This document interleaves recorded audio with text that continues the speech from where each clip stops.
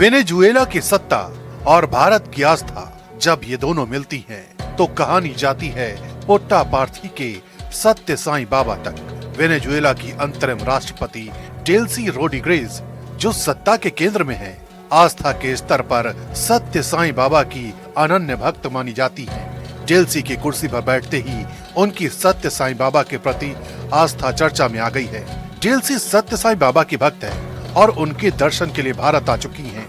बताया जाता है कि डेल्सी सत्य साईं बाबा के विचारों को फॉलो करती हैं और हर अहम फैसले सत्य साईं को याद करते हुए ही लेती हैं।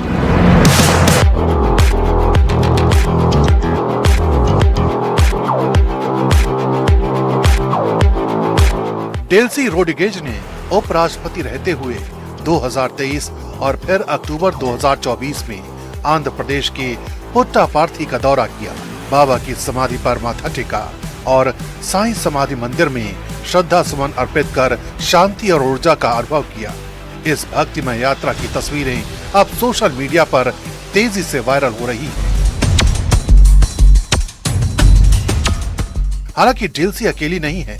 वेनेजुएला के पूर्व राष्ट्रपति निकोलस मादुरो और उनकी पत्नी सिलिया फ्लोरेस भी सत्य साईं बाबा के परम भक्त रहे हैं। साल 2005 में विदेश मंत्री रहते हुए मादुरो पुट्टापार्थी के प्रशांति निलयम आश्रम पहुंचे थे और सत्य साईं बाबा से मुलाकात कर आशीर्वाद लिया था।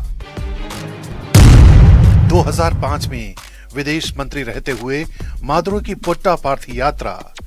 मेरा फ्लोरेस पैलेस में सत्य साईं बाबा की तस्वीर।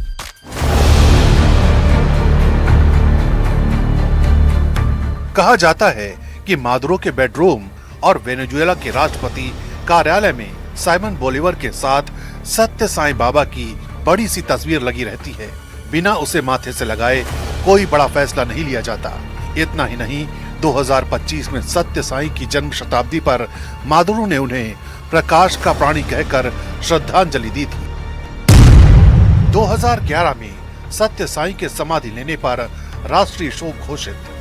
यही नहीं, अप्रैल 2011 में जब सत्य साईं बाबा ने समाधि ली, तब वेनेजुएला की संसद ने आधिकारिक शोक प्रस्ताव पारित किया और पूरे देश में एक दिन का राष्ट्रीय शोक घोषित किया गया।